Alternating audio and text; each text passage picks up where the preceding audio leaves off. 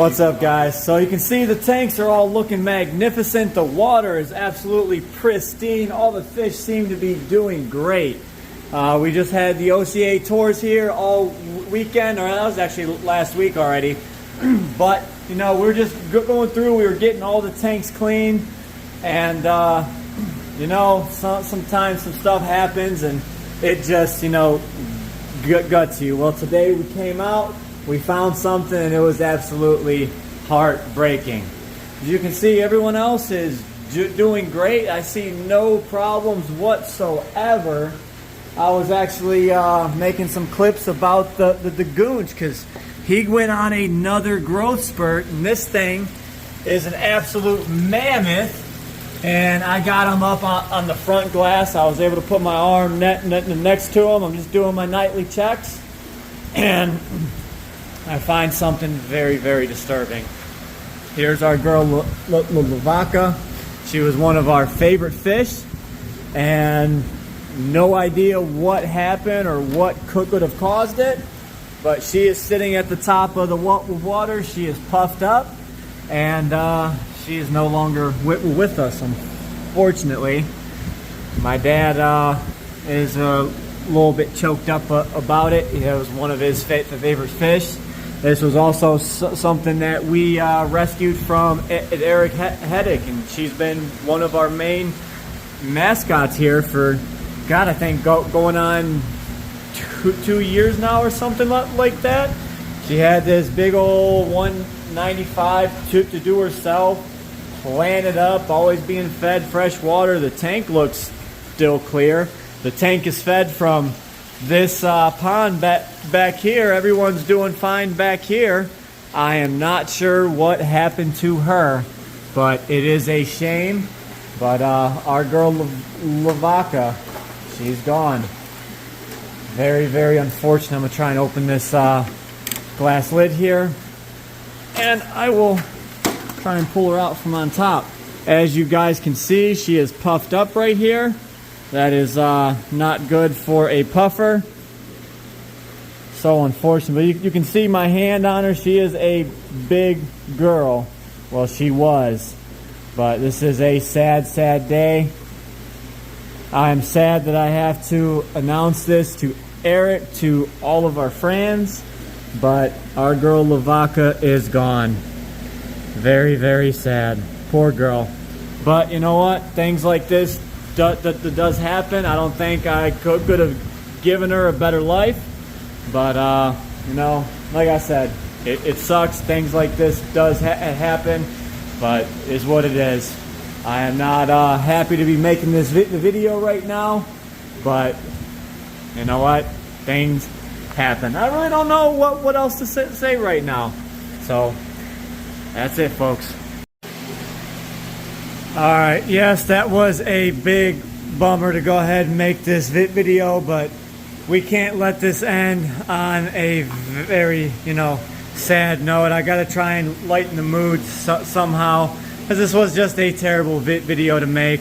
I'm gonna say that over and over. It always sucks losing some of your favorite fish, especially one that was near and dear to you. Lavaca had just one of the derpiest personalities. She was always coming up wanting her clams and her food. You know, she'd see that food bowl and she would attack the glass. You know, she was one of the things you looked forward to when you were coming out to the fish room. But I wanted to show you guys a new aquarium that we got in some time ago. Reaper actually picked it up. These shrimp are going to go in with the discus along with this elephant nose. He is a super cool, what they call a mermaid. They're in the kind of same family as that freshwater dolphin that we used to have. So he's going through quarantine now. The rest of the fish got rehomed, and these guys will join the discus in probably about 2 weeks or so. But these 135s have been doing great. They're really added to the quarantining rack.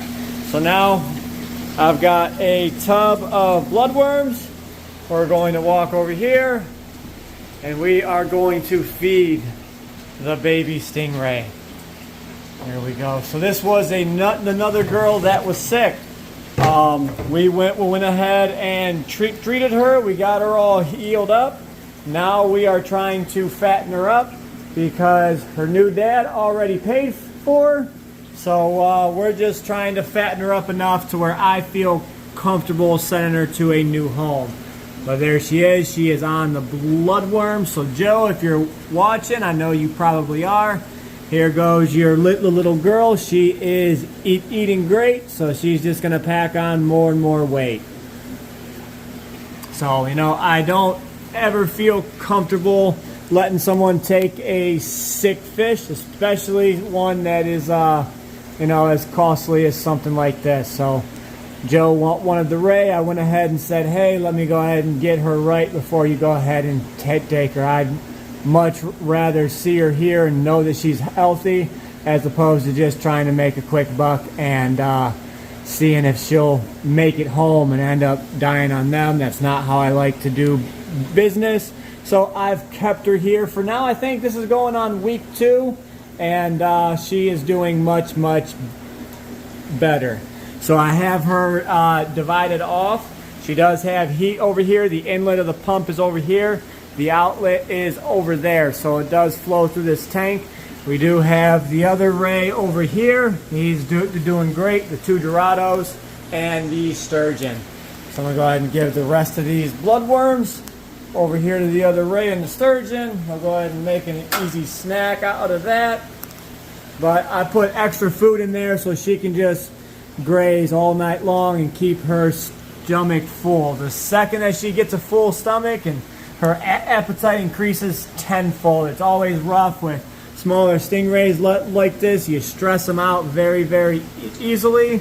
So that's why I have her divided off. She can worry about eating, getting her strength up, and not being, you know, bothered by, say, the sturgeon trying to come over and take her bloodworms, or the other ray, or the dorados. So there we have it. Oh, here goes the other stingray. He's coming out, getting some bloodworms. I usually toss some pellets in here for that guy too. Look at that sturgeon eating.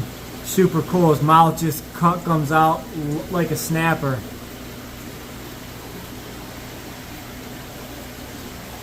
Look at that. Super cool. I love watching that sturgeon eat. He's just so cool. And this was the ray that I was wanting to keep. As you can see, he looks a little bit more full and filled out rather than that ray, but that's why I am feeding her more. I can see a little bit of a fat stack on her back. So there was a time that I could see her backbones popping up and out. They're a little less predominant now. She might have had an internal parasite or something like that. I wasn't sure. It could have been 100% stress. So that's why I divided her up, and she is doing great now. But these 2 are the last 2. The other 2 already went to their new homes and are doing wonderful. Alright, so you know, things like this happen in the fish hobby. If you're used to keeping fish or pets in general, you know, sometimes things just die unexpected.